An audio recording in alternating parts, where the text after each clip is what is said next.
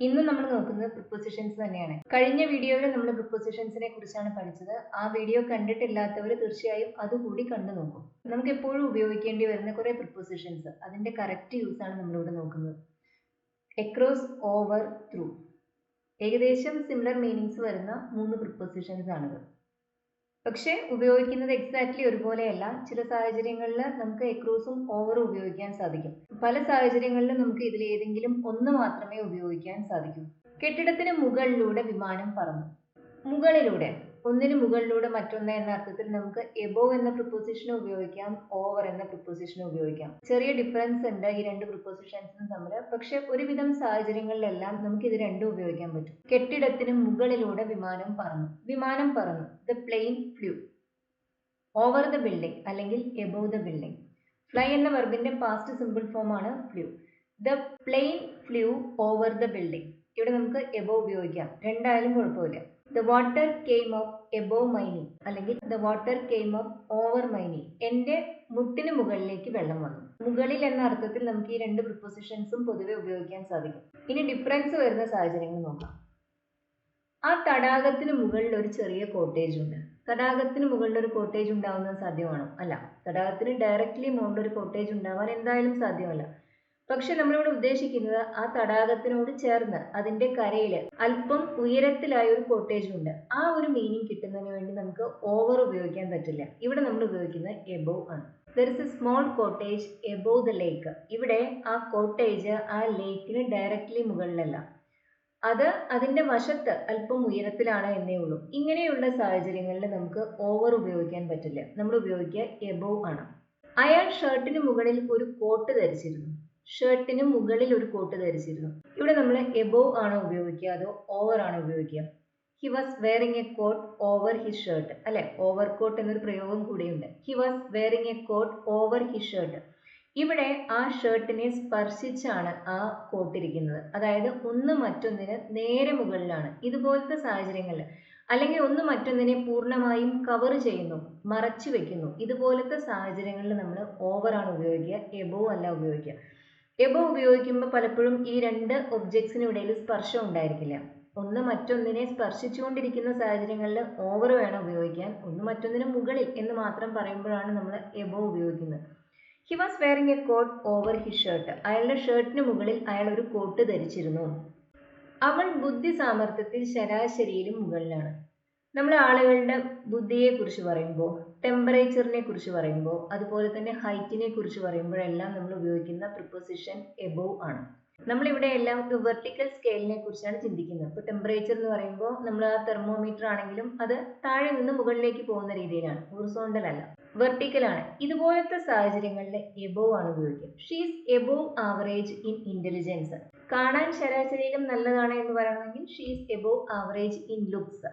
കാഴ്ചയിൽ, സൗന്ദര്യത്തിൽ എന്ന അർത്ഥത്തിലാണ് നമ്മളിവിടെ ലുക്സ് എന്ന വേർഡ് യൂസ് ചെയ്യുന്നത്. She's above average in intelligence അല്ലെങ്കിൽ ലുക്സ്. വെർട്ടിക്കൽ ആയ ഒരു സ്കെയിലിനെ കുറിച്ച് ചിന്തിക്കുമ്പോൾ, ബുദ്ധിയെ കുറിച്ച് പറയുമ്പോൾ, അവരുടെ അപ്പിയറൻസ്, സൗന്ദര്യത്തെ കുറിച്ച് പറയുമ്പോൾ, ഉയരത്തിനെ കുറിച്ച് പറയുമ്പോൾ, അല്ലെങ്കിൽ ടെമ്പറേച്ചറിനെ കുറിച്ച് പറയുമ്പോഴെല്ലാം പൊതുവെ നമ്മൾ ഉപയോഗിക്കുക എബോവ് ആണ്. വേനലിൽ ചൂട് 40 ഡിഗ്രിക്ക് മുകളിലേക്ക് ഉയരാം. ഇവിടെ ടെമ്പറേച്ചറിനെ കുറിച്ചാണ് പറയുന്നത്. ഇവിടെയും നമ്മൾ ഉപയോഗിക്കുന്ന എബോവ് ആണ്, ഓവർ അല്ല. വേനലിൽ, ഇൻ സമ്മർ, ചൂട് 40 ഡിഗ്രിക്ക് മുകളിലേക്ക് ഉയരാം. ഒരു തിയററ്റിക്കൽ പോസിബിലിറ്റി ആണ്, അല്ലെ? ഇപ്പൊ അങ്ങനെ ഉയരുന്നുണ്ട് എന്നൊന്നും പറയുന്നില്ല, അത് പോസിബിൾ ആണ് എന്ന് മാത്രമാണ് പറയുന്നത്. ഇതുപോലെ തിയററ്റിക്കൽ പോസിബിലിറ്റീസിനെ കുറിച്ച് പറയാൻ നമ്മൾ പൊതുവെ ക്യാൻ ആണ് ഉപയോഗിക്കുക, മേ അല്ല. മേ ആക്ച്വൽ പോസിബിലിറ്റിയെ കുറിച്ചാണ് പറയുന്നത്. അങ്ങനെ സംഭവിക്കാം, അങ്ങനെ ഒരു ഫോർകാസ്റ്റ് ഉണ്ട് എന്ന് കരുതാം. നാളെ ടെമ്പറേച്ചർ 40 ഡിഗ്രിക്ക് മുകളിൽ ഉയർന്നേക്കാം എന്നൊരു ഫോർകാസ്റ്റ് ഉണ്ടെങ്കിൽ ദ ടെമ്പറേച്ചർ മേ റൈസ് എന്ന് തന്നെയാണ് പറയാം. ഇവിടെ നമ്മൾ സംസാരിക്കുന്ന ഒരു തിയററ്റിക്കൽ പോസിബിലിറ്റിയെ കുറിച്ച് മാത്രമാണ്. അത് അങ്ങനെ സംഭവിക്കും എന്ന് ഉറപ്പൊന്നുമുള്ള കാര്യമല്ല, പക്ഷെ അത് പോസിബിൾ ആണ്. In summer the temperature can rise above 40 degree Celsius. In summer അല്ലെങ്കിൽ during summer the temperature can rise above 40 degree Celsius. 40 degree സെൽഷ്യസിന് മുകളിലേക്ക് പോയേക്കാം. അത് സാധ്യമാണ് എന്ന് പറയാനാണ് നമ്മളിവിടെ ക്യാൻ ഉപയോഗിക്കുന്നത്. ആ ഫിലിം കാണാൻ നിനക്ക് 18 വയസ്സിന് മുകളിൽ പ്രായം ഉണ്ടാവണം. പ്രായത്തിനെ കുറിച്ച് പറയുമ്പോൾ അല്ലെങ്കിൽ സ്പീഡിനെ കുറിച്ച് പറയുമ്പോൾ നമ്മൾ ഉപയോഗിക്കുക ഓവർ ആണ്. ആ ഫിലിം കാണാൻ നിനക്ക് 18 വയസ്സിന് മുകളിൽ പ്രായം ഉണ്ടാവണം. You have to be over 18 to watch that film. You have to be over 18 to watch that film. ഇവിടെ നമുക്ക് ഹാവ് ടുവിന് പകരം മസ്റ്റ് ഉപയോഗിക്കാം. യു മസ്റ്റ് ബി ഓവർ 18 എന്നും പറയാം. എബോവ് 18 അല്ല, ഓവർ 18. 40-ൽ അധികം കുട്ടികൾ പരിപാടിയിൽ പങ്കെടുത്തു. അധികം, കൂടുതൽ, മോർ ദാൻ ഈ അർത്ഥത്തിൽ നമ്മൾ ഉപയോഗിക്കുന്നതും ഓവർ ആണ്, എബോവ് അല്ല. Over 40 students participated in the programme. Over 40 students participated in the programme. ഇവിടെ നമുക്ക് ഓവറിന് പകരം മോർ ദാൻ ഉപയോഗിക്കാം. More than 40 students participated in the programme. More than എന്ന അർത്ഥത്തിൽ ഓവർ ഉപയോഗിക്കുക, എബോവ് ഉപയോഗിക്കരുത്. അവൻ മണിക്കൂറിൽ 110 വേഗതയിൽ കൂടുതലാണ് ഓടിച്ചിരുന്നത്. സ്പീഡിനെ കുറിച്ച് പറയുമ്പോഴും നമ്മൾ ഉപയോഗിക്കുന്നത് ഓവർ ആണ്. She was driving at over 110 miles per hour. She was driving at over 110 miles per hour. ഇവിടെ നമ്മൾ അറ്റ് എന്ന പ്രിപ്പോസിഷൻ കൂടി ഉപയോഗിക്കുന്നുണ്ട്. ഏത് സ്പീഡിലാണ് പോകുന്നത് എന്ന് പറയുമ്പോൾ അറ്റ് എന്ന പ്രിപ്പോസിഷനാണ് ഉപയോഗിക്കുന്നത്.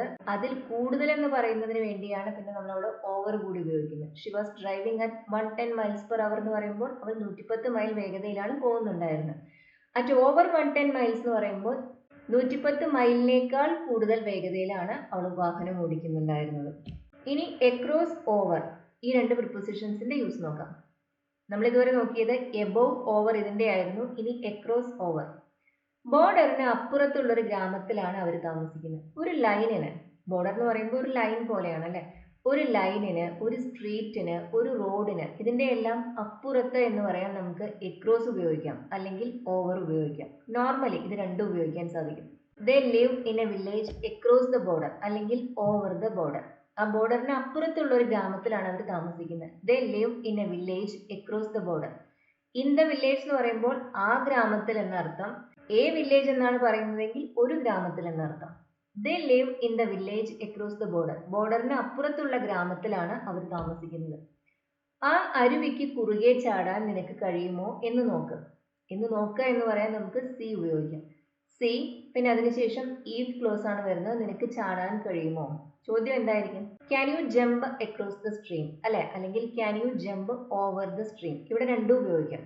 കുറുകെ ചാടുന്നതിനെ കുറിച്ച് പറയാൻ നമുക്ക്, പ്രത്യേകിച്ച് നദി ഫ്ലാറ്റായ, ഹൊറിസോണ്ടലി ഒഴുകുന്ന, ഉയരമില്ലാത്ത ഒന്നാണ്. ഇങ്ങനെ ഫ്ലാറ്റായ ഒരു സർഫസിന്റെ ഒരു ഭാഗത്ത് നിന്ന് മറ്റേ ഭാഗത്തേക്ക് എന്ന് പറയാൻ നമുക്ക് എക്രോസും ഉപയോഗിക്കാം, ഓവറും ഉപയോഗിക്കാം.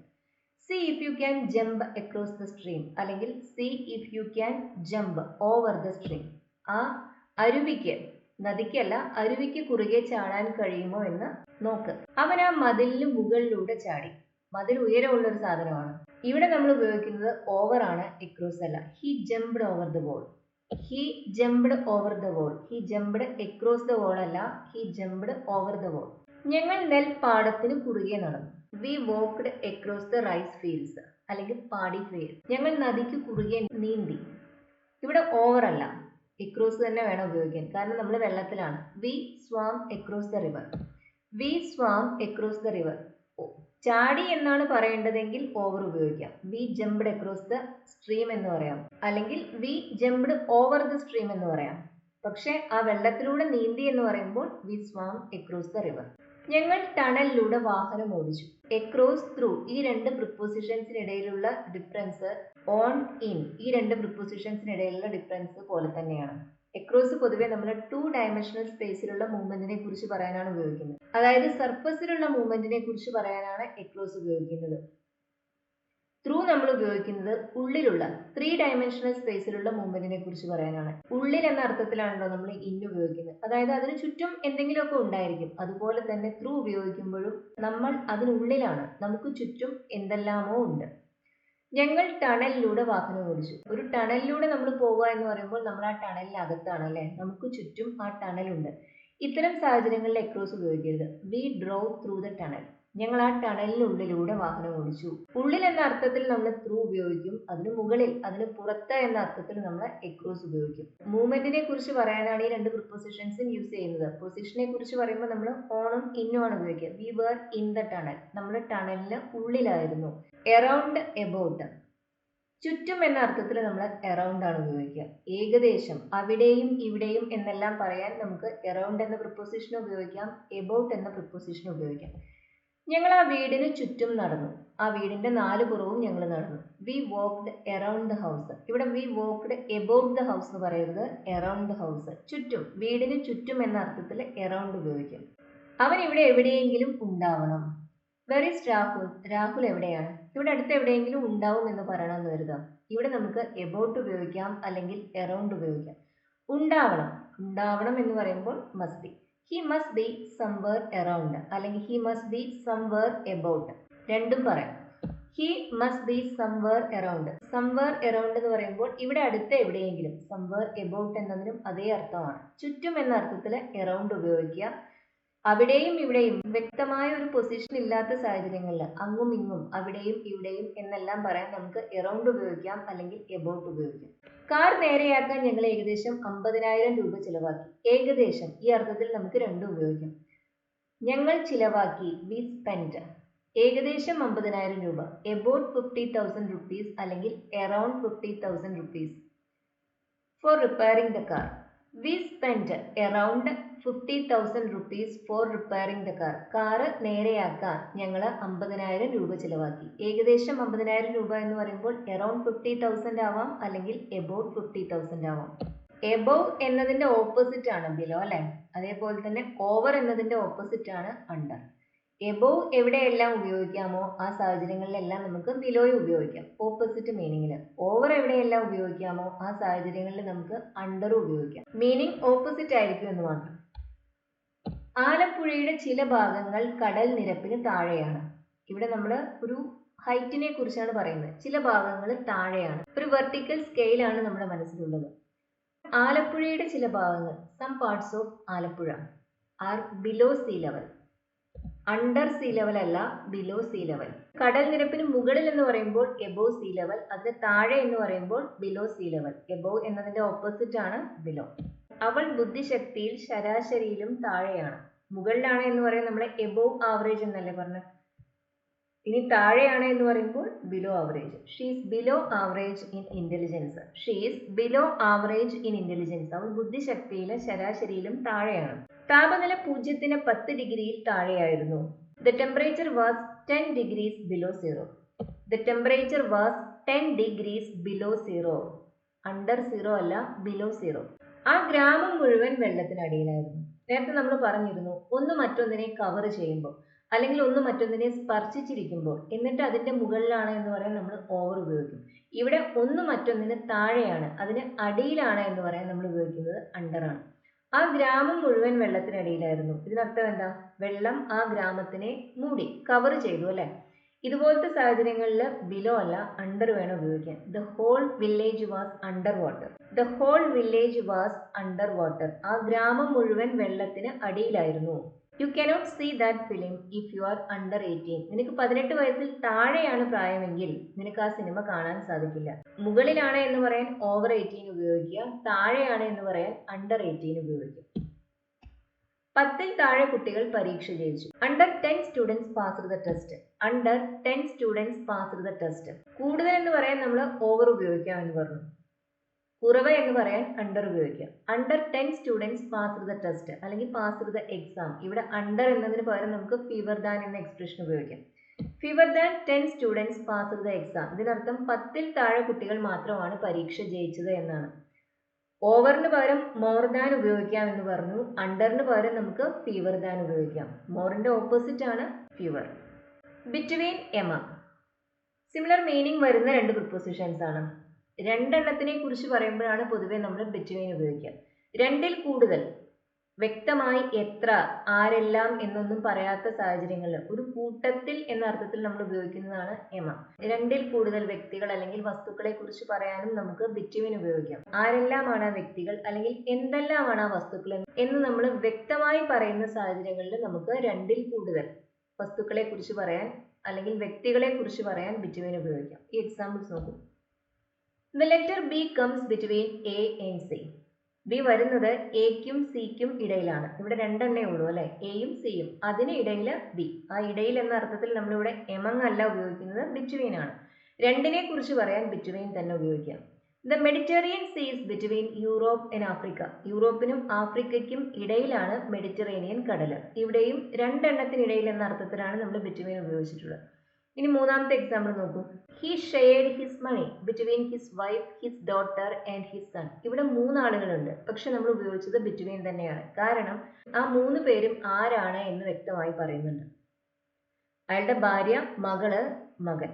He shared his money between his wife, his daughter and his son. ഇങ്ങനെ വ്യക്തമായി ആരെല്ലാമാണ്, എന്തെല്ലാമാണ്, എത്ര എണ്ണം ഉണ്ട് എന്നെല്ലാം പറയുന്ന സാഹചര്യങ്ങൾ പൊതുവെ ഉപയോഗിക്കുന്നത് ബിറ്റ്വീൻ ആണ്, എമംഗ് അല്ല.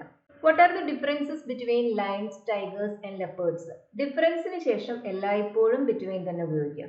ഡിഫറൻസസ് ബിറ്റ്വീൻ, ഡിഫറൻസസ് എമംഗ് അല്ല, ഡിഫറൻസസ് ബിറ്റ്വീൻ.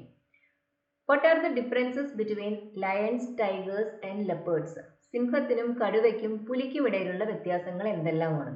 അയാൾ തന്റെ സ്വത്ത് തന്റെ മക്കൾക്കിടയിൽ ഭാഗം വെച്ചു. മക്കൾക്കിടയിൽ എന്ന് മാത്രമാണ് പറയുന്നത്. എത്ര മക്കളുണ്ടെന്നോ ആരെല്ലാമാണ് അവരെന്നോ ഒന്നും പറയുന്നില്ല. ഇതുപോലത്തെ സാഹചര്യങ്ങളിൽ നമ്മൾ എമംഗ് ആണ് ഉപയോഗിക്കുക. He divided his property among his children. Between his children അല്ല, among his children. He divided his property among his children. She sat among the kids. ഏത് കുട്ടികളാണ്, എത്ര കുട്ടികളുണ്ട് ഒന്നും പറയുന്നില്ല. കുട്ടികൾക്കിടയിൽ അവൾ ഇരുന്നു. She sat among the kids. She sat between the kids അല്ല. പക്ഷെ ആ കുട്ടി, ആ പെൺകുട്ടി അവളുടെ അച്ഛനും അമ്മയ്ക്കും ഇടയിൽ ഇരുന്നു എന്ന് പറയുമ്പോൾ the girl SAT between her parents. അച്ഛനും അമ്മയും രണ്ടുപേരേ ഉള്ളൂ. അവിടെ നമ്മൾ എമംഗ് അല്ല ഉപയോഗിക്കുന്നത്, ബിറ്റ്വീൻ ആണ്. The girl SAT between her parents. She sat among the kids. The teacher SAT among the kids. Teacher കുട്ടികളുടെ ഇടയിലിരുന്നു. എത്ര കുട്ടികളുണ്ട് എന്നൊന്നും വ്യക്തമല്ല. ഇതുപോലത്തെ സാഹചര്യങ്ങളിൽ എമംഗ് ഉപയോഗിക്കും. ബൈ, വിത്ത്. ഈ രണ്ട് പ്രിപ്പോസിഷൻസിന് ഒരുപാട് യൂസസ് ഉണ്ട്. അത് നമ്മൾ വരുന്നൊരു ക്ലാസ്സിൽ പഠിക്കും. ഇന്ന് അതിന്റെ കോമൺ ആയ ഒരു യൂസിനെ കുറിച്ച് പറയാം. ഏജന്റിനെ കുറിച്ച് പറയുമ്പോൾ, അതായത് ഒരു ആക്ഷൻ ആര് ചെയ്തു എന്ന് പറയുമ്പോൾ നമ്മൾ ബൈ ആണ് ഉപയോഗിക്കുക. എങ്ങനെ ചെയ്തു എന്ന് പറയുന്നതിന് വേണ്ടിയും നമ്മൾ ഉപയോഗിക്കുന്നത് ബൈ തന്നെയാണ്. പക്ഷെ എന്ത് ടൂൾ ഉപയോഗിച്ച് അത് ചെയ്തു എന്ന് പറയാൻ നമ്മൾ ഉപയോഗിക്കുന്നത് വിത്ത് ആണ്. അവർ ആ പാമ്പിനെ അടിച്ചു കൊന്നു. എങ്ങനെയാണ് അവർ കൊന്നത്? അടിച്ചാണ് കൊന്നത് അല്ലെ? എങ്ങനെ ചെയ്തു, ആ മാനർ സൂചിപ്പിക്കാൻ നമ്മൾ ഉപയോഗിക്കുന്ന പ്രിപ്പോസിഷൻ ബൈ ആണ്. They killed the snake by hitting it. They killed the snake by hitting it. Method, അതിനെക്കുറിച്ച് പറയാൻ നമ്മൾ ഉപയോഗിക്കുന്നത് ബൈ ആണ്. They killed the snake by hitting it. അവർ ആ പാമ്പിനെ ഒരു വടി കൊണ്ട് കൊന്നു. ഇവിടെ നമ്മൾ പറയുന്നത് ആ ടൂളിനെ കുറിച്ചാണ്. എന്ത് ഉപകരണം ഉപയോഗിച്ചു, ഇതിനെക്കുറിച്ച് പറയാൻ വിത്ത് വേണം ഉപയോഗിക്കാൻ. They killed the snake with a stick. By a stick അല്ല, with a stick. സ്റ്റിക്ക് ഒരു ഉപകരണമാണ്, അതുകൊണ്ടാണ് നമ്മളിവിടെ വിത്ത് ഉപയോഗിക്കുന്നത്. ഇനി ഒരു സ്റ്റോറി ആരെഴുതി എന്ന് പറയുമ്പോൾ, ആ ആക്ഷൻ ചെയ്തത് ആരാണ് എന്ന് പറയുമ്പോൾ നമുക്ക് ബൈ ഉപയോഗിക്കാം. This novel was written by Dickens, അല്ലെങ്കിൽ this novel was written by Hemingway. അവിടെ ബൈ എന്ന് തന്നെയാണ് ഉപയോഗിക്കുന്നത്. ഈ രണ്ട് പ്രിപ്പോസിഷൻസിന് ഒരുപാട് യൂസസ് ഉണ്ട്. അത് നമുക്ക് വരുന്ന ക്ലാസ്സുകളിൽ ഡീറ്റെയിൽ ആയി നോക്കാം. Due to, owing to, because of, on account of. On account of ആണ്. ഓഫ് ഞാൻ എഴുതാൻ വിട്ടുപോയി. ഈ 4 പ്രിപ്പോസിഷൻസിനും ഏകദേശം ഒരേ മീനിങ് തന്നെയാണ്. കാരണം അതിനെക്കുറിച്ച് പറയാനാണ് ഈ പ്രിപ്പോസിഷൻസ് ഉപയോഗിക്കുന്നത്. എക്സാമ്പിൾ നോക്കൂ. മോശം കാലാവസ്ഥ കാരണം ഫ്ലൈറ്റ് വൈകി. The flight was delayed. Due to bad weather എന്ന് പറയാം, ഓവിങ് ടു ബാഡ് വെതർ എന്ന് പറയാം, on account of bad weather എന്ന് പറയാം, അല്ലെങ്കിൽ ബിക്കോസ് ഓഫ് ബാഡ് വെതർ എന്നും പറയാം. 4 പ്രിപ്പോസിഷൻസും നമുക്കിവിടെ ഉപയോഗിക്കാം. The flight was delayed because of bad weather. മോശം കാലാവസ്ഥ കാരണം വിമാനം വൈകി, ഫ്ലൈറ്റ് വൈകി. On account of bad weather എന്ന് പറഞ്ഞാലും ഇതേ അർത്ഥം തന്നെയാണ്. The match was cancelled due to bad weather. കളി, ഗെയിം, അത് കാലാവസ്ഥ നല്ലതല്ലാത്തത് കാരണം അത് ക്യാൻസൽ ചെയ്തു. The meeting was postponed due to the chairman's illness. Due to the chairman's illness എന്ന് പറയുമ്പോൾ ചെയർമാന്റെ അസുഖം കാരണം ആ മീറ്റിംഗ് പോസ്റ്റ്പോൺ ചെയ്തു, നീട്ടിവെക്കപ്പെട്ടു. ഇവിടെ ഡ്യൂ ടുവിന് പകരം നമുക്ക് ഓവിങ് ടു ഉപയോഗിക്കാം. The meeting was cancelled owing to the chairman's illness എന്ന് പറയാം, അല്ലെങ്കിൽ on account of the chairman's illness എന്നും പറയാം, because of the chairman's illness എന്നും പറയാം.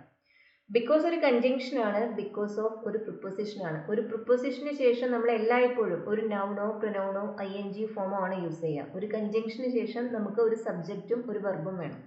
ഫോർ, ടു, ഇതും കോമൺലി നമ്മൾ യൂസ് ചെയ്യുന്ന 2 പ്രിപ്പോസിഷൻസ് ആണ്. പലപ്പോഴും ഇത് രണ്ടും ഉപയോഗിക്കാൻ സാധിക്കും, പക്ഷെ ഉപയോഗിക്കുന്ന രീതി വ്യത്യാസമായിരിക്കും. ഞാനൊരു കോൺഫറൻസിന് വേണ്ടി മുംബൈയിലേക്ക് പോയി. ഞാൻ മുംബൈയിലേക്ക് പോയി. I went to Mumbai. ഒരു കോൺഫറൻസിന് വേണ്ടി. വേണ്ടി എന്ന് പറയാൻ ഫോർ എന്ന പ്രിപ്പോസിഷൻ ഉപയോഗിക്കും. For a conference. I went to Mumbai for a conference. ഞാനൊരു കോൺഫറൻസിൽ പങ്കെടുക്കാൻ വേണ്ടി മുംബൈയിലേക്ക് പോയി. I went to Mumbai to attend a conference. I went to Mumbai to attend a conference. To ഒരു പ്രിപ്പോസിഷൻ ആണ്, അതൊരു ഇൻഫിനിറ്റീവ് മാർക്കറും ആണ്. ഇത് പലപ്പോഴും കൺഫ്യൂഷന് കാരണമാവാറുണ്ട്. കാരണം ഒരു ഇൻഫിനിറ്റീവ് മാർക്കറായി ടു ഉപയോഗിക്കുമ്പോൾ പിന്നെ അതിനുശേഷം വരിക വെർബാണ്, വെർബിന്റെ V1 ആണ്. ഒരു പ്രിപ്പോസിഷനായി ടു ഉപയോഗിക്കുമ്പോൾ പിന്നെ അതിനുശേഷം വരുന്നത് ഒരു നൗണോ പ്രൊനൗണോ ING ഫോമോ ആയിരിക്കും. അതുകൊണ്ട് തന്നെ ഒരു സെന്റൻസിൽ ടു ഉപയോഗിച്ചിട്ടുള്ളത് പ്രിപ്പോസിഷൻ ആയിട്ടാണോ ഇൻഫിനിറ്റീവ് മാർക്കർ ആയിട്ടാണോ എന്ന് നിങ്ങൾക്ക് മനസ്സിലാക്കാൻ സാധിക്കണം. ടുവിന് ശേഷം ഒരു നൗൺ വരുന്ന സാഹചര്യങ്ങളിൽ എല്ലായ്പ്പോഴും അത് ഒരു പ്രിപ്പോസിഷൻ ആയി തന്നെയാണ് ഉപയോഗിക്കുന്നത്. ടുവിന് ശേഷം ഒരു വെർബ് വരുന്ന സാഹചര്യങ്ങളിൽ അത് ഒരു ഇൻഫിനിറ്റീവ് മാർക്കർ ആയാണ് യൂസ് ചെയ്യുന്നത്. പക്ഷേ ടുവിന് ശേഷം ചില സമയത്ത് ING ഫോംസ് വരാറുണ്ട്. അങ്ങനെ വരുന്ന സാഹചര്യങ്ങളിൽ ടു പ്രിപ്പോസിഷൻ ആണ്. കുറച്ച് എക്സാമ്പിൾസ് നോക്കുമ്പോൾ ഇത് മനസ്സിലാവും. ടുവിന് വേറെയും യൂസസ് ഉണ്ട്. ടു പൊതുവെ നമ്മൾ എന്തിനാണ് ഉപയോഗിക്കുന്നത്? ലേക്ക് എന്ന് പറയുന്നതിന് വേണ്ടിയാണ് ഉപയോഗിക്കുന്നത്. ഐ വെന്റ് ടു സ്കൂൾ അല്ലെ, ഞാൻ സ്കൂളിലേക്ക് പോയി. He went to the airport, അവൻ എയർപോർട്ടിലേക്ക് പോയി. ഇങ്ങനെ ലേക്ക് എന്ന് പറയാൻ ടു ഉപയോഗിക്കും. അതിന്റെ ഓപ്പോസിറ്റ് ആണ് ഫ്രം. നിന്ന് എന്ന് പറയുന്നതിന് വേണ്ടി നമ്മൾ ഫ്രം ഉപയോഗിക്കും. ടുവിന് ഓട് എന്നൊരു അർത്ഥം കൂടിയുണ്ട്. അവൾ എന്നോട് എന്തോ പറഞ്ഞു. She said something to me. She said something to me. എന്നോട് എന്ന് പറയാൻ നമ്മളോട് ഉപയോഗിച്ച പ്രിപ്പോസിഷൻ ടു ആണ്. നീ എന്നോട് ഇത് ചെയ്യരുതായിരുന്നു, ചെയ്യാൻ പാടില്ലായിരുന്നു. You shouldn't have done this to me. നീ എന്നോട് ഇത് ചെയ്യാൻ പാടില്ലായിരുന്നു. ഇവിടെയെല്ലാം ടു നമ്മൾ ഉപയോഗിച്ചിട്ടുള്ളത് ഓട് എന്ന അർത്ഥത്തിലാണ്. ലേക്ക് എന്ന അർത്ഥത്തിൽ നമ്മൾ കോമൺലി ടു യൂസ് ചെയ്യും. ഓട് എന്ന അർത്ഥത്തിൽ ഉപയോഗിക്കുന്നതും ടു തന്നെയാണ്. ഈ രഹസ്യം നീ ആരോടും പറയരുത്. You shouldn't reveal this secret to anyone. You shouldn't reveal this secret to anyone അല്ലെങ്കിൽ don't reveal this secret to anyone. Don't reveal എന്നത് ഇംപറേറ്റീവ് സെന്റൻസ് ആണ്. യു ഷുഡിൻ റിവീൽ എന്നത് സാധാരണ സെന്റൻസ് ആണ്. യു ഡോണ്ട് റിവീൽ എന്ന് പറയരുത്. ഇംപറേറ്റീവ്സിന്റെ subject നമ്മൾ മെൻഷൻ ചെയ്യാറില്ല. ഷുഡ് ആണ് ഇവിടെ ഉപയോഗിക്കുന്നതെങ്കിൽ യു ഷുഡിൻറ്റ് എന്ന് തന്നെ പറയാം. ഒരു നെഗറ്റീവ് ഇംപറേറ്റീവ് സെന്റൻസ് എല്ലായ്പ്പോഴും ഡോണ്ട് ഉപയോഗിച്ചാണ് സ്റ്റാർട്ട് ചെയ്യുക. ആ ഫയൽ എന്റെ അടുത്തേക്ക് കൊണ്ടുവരും. ഈ അർത്ഥത്തിൽ നമ്മൾ ടു ഉപയോഗിക്കും. അടുത്തേക്ക് അല്ലെങ്കിൽ അകലേക്ക് എന്നെല്ലാം പറയാൻ ടു ഉപയോഗിക്കാം. ബ്രിങ് മീ ദാറ്റ് ഫയൽ അല്ലെങ്കിൽ bring that file to me. Bring that file to me. ഇവിടെ രണ്ട് ഒബ്ജക്റ്റ് ഉണ്ട് ബ്രിങ് എന്ന വെർബിന്. പല വേർബ്സിനും അങ്ങനെ രണ്ട് ഒബ്ജക്റ്റ് ഉണ്ടാവാറുണ്ട്. Bring, take, give, get, tell. ഇതുപോലത്തെ പല വേർബ്സിനും രണ്ട് ഒബ്ജക്ട്സ് ഉണ്ടാവാറുണ്ട്. ഇങ്ങനെ രണ്ട് ഒബ്ജക്റ്റ് വരുന്ന സാഹചര്യങ്ങളിൽ അതിലെ ആ വ്യക്തി ഉണ്ടല്ലോ, അതാണ് ഇൻഡയറക്റ്റ് ഒബ്ജക്റ്റ്. അതാണ് പൊതുവെ ആദ്യം വരിക. വസ്തു ഡയറക്റ്റ് ഒബ്ജക്റ്റ്, അത് രണ്ടാമതാണ് വരിക. ഇങ്ങനെ ഇൻഡയറക്റ്റ് ഒബ്ജക്റ്റ് ആദ്യവും ഡയറക്റ്റ് ഒബ്ജക്റ്റ് അതിനുശേഷവും വരുമ്പോൾ ഒരു പ്രിപ്പോസിഷന്റെയും അവിടെ ആവശ്യമില്ല. നമുക്കിവിടെ ബ്രിങ് മീ ദാറ്റ് ഫയൽ എന്നും പറയാം. മീ ആദ്യം വരുമ്പോൾ പിന്നെ അവിടെ പ്രിപ്പോസിഷൻ ഇല്ല. അല്ലെങ്കിൽ നമുക്ക് bring that file to me എന്നും പറയാം. എന്റെ അടുത്തേക്ക് കൊണ്ടുവരൂ. ആ അർത്ഥത്തിൽ നമ്മളോട് ഉപയോഗിക്കുന്ന പ്രിപ്പോസിഷൻ ടു ആണ്. Bring that file to me അല്ലെങ്കിൽ bring me that file. Indirect object അതായത് വ്യക്തി ആദ്യം വരുന്ന സാഹചര്യങ്ങളിൽ പിന്നെ അവിടെ പ്രിപ്പോസിഷൻ ഇല്ല. ആ വസ്തു ആദ്യം വന്ന് വ്യക്തി പിന്നീട് വരുന്ന സാഹചര്യങ്ങളിൽ ആ വസ്തുവിനും വ്യക്തിക്കും അതായത് ആ ഡയറക്റ്റ് ഒബ്ജക്റ്റിനും ഇൻഡയറക്റ്റ് ഒബ്ജക്റ്റിനും ഇടയിൽ ടു അല്ലെങ്കിൽ ഫോർ എന്ന പ്രിപ്പോസിഷൻ ഉപയോഗിക്കണം. ഈ ഫയൽ മാനേജറുടെ അടുത്തേക്ക് കൊണ്ടുപോകും. കൊണ്ടുവരൂ എന്ന് പറയാൻ ബ്രിങ് ഉപയോഗിക്കുക. കൊണ്ടുപോകൂ എന്ന് പറയാൻ ടേക്ക് ഉപയോഗിക്കുക. Take this file to the manager. Take this file to the manager. ഞാൻ എൻ്റെ മകൾക്ക് ഒരു ലാപ്ടോപ്പ് വാങ്ങിച്ചു. I bought a laptop for my daughter. മകൾക്ക് വേണ്ടി എന്നാണ് പറയുന്നത്. വേണ്ടി എന്ന് പറയുമ്പോൾ ഫോർ ആണ്, ടു അല്ല. I bought a laptop for my daughter. അല്ലെങ്കിൽ നമുക്ക് എന്ത് പറയാം? I bought my daughter a laptop എന്നും പറയാം. മൈ ഡോട്ടർ എന്ന ഇൻഡയറക്റ്റ് ഒബ്ജക്റ്റ് ആദ്യം വരുമ്പോൾ പിന്നെ അവിടെ പ്രിപ്പോസിഷൻ ഇല്ല. I bought my daughter a laptop. She made a tea for me. അവൾ എനിക്ക് ഒരു ചായ ഉണ്ടാക്കി തന്നു. ഇതും മറ്റൊരു രീതിയിൽ നമുക്ക് പറയാം. She made me a tea. She made me a tea എന്ന് പറയാം. ആ മീ ആദ്യം വരുന്ന സമയത്ത് പിന്നെ അവിടെ പ്രിപ്പോസിഷൻ ഇല്ല.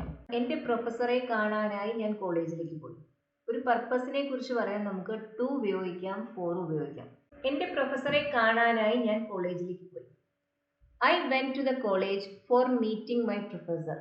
I went to the college for meeting my professor. ഇവിടെ ഫോറിന് ശേഷം നമ്മൾ ING ഫോമാണ് ഉപയോഗിച്ചത്. ഫോർ ഒരു പ്രിപ്പോസിഷൻ ആണ്. പിന്നെ അതിനുശേഷം ഒരു വെർബ് വരുന്ന സമയത്ത് അത് അതിൻ്റെ ING ഫോമിൽ തന്നെ ആയിരിക്കണം. ഇത് തന്നെ നമുക്ക് ടു ഉപയോഗിച്ച് പറയാം. I went to the college to meet my professor. പിന്നെ ടു മീറ്റിംഗ് എന്ന് പറയരുത്. I went to the college to meet my professor. എൻ്റെ പ്രൊഫസറെ കാണാനായി ഞാൻ കോളേജിൽ പോയി. അല്ലെങ്കിൽ I went to the college for a meeting with my professor.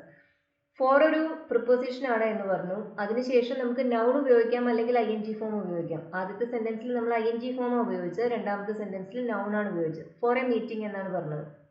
Meeting നൗണായി നമ്മൾ ഉപയോഗിക്കുന്ന വേർഡാണ്. വെർബായി ഉപയോഗിക്കുന്ന വേർഡാണ്. നൗണായി ഉപയോഗിക്കുമ്പോൾ അതിന്റെ കൂടെ എ എന്ന ആർട്ടിക്കിൾ കൂടി വന്നിട്ടുണ്ട് എന്ന് ശ്രദ്ധിക്കാം.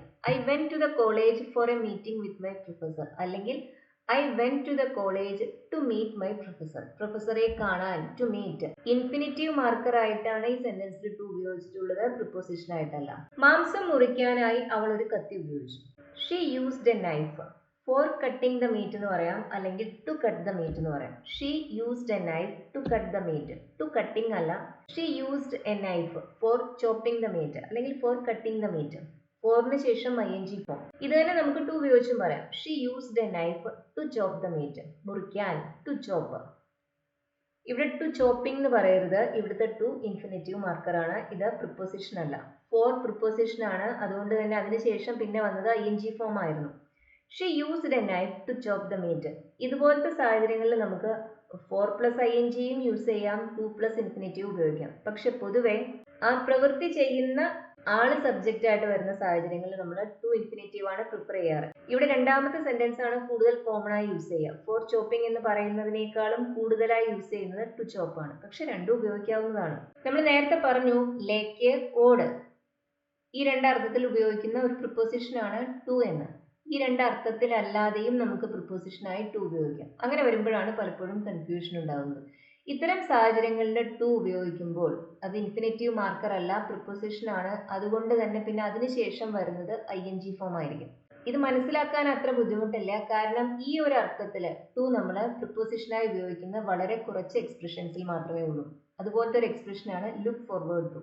ലുക്ക് ഫോർവേഡ് ടുവിലെ ടു ഇൻഫിനിറ്റീവ് മാർക്കർ അല്ല, പ്രിപ്പോസിഷൻ ആണ്. അതുകൊണ്ട് തന്നെ അതിനുശേഷം വരുന്നത് ing ഫോം ആണ്. We look forward to seeing you. ഞങ്ങൾ നിന്നെ കാണാൻ താല്പര്യപൂർവ്വം കാത്തിരിക്കുന്നു. നിന്റെ വരവിനെ ഞങ്ങൾ ഇഷ്ടത്തോടെ, അതിനെ ഞങ്ങൾ കാത്തിരിക്കുന്നു. അതാണ് ഈ സെന്റൻസിന്റെ അർത്ഥം. We look forward to see അല്ല, we look forward to seeing you. എല്ലായ്പ്പോഴും look forward toന് ശേഷം ing ഫോം തന്നെ ഉപയോഗിക്കുക.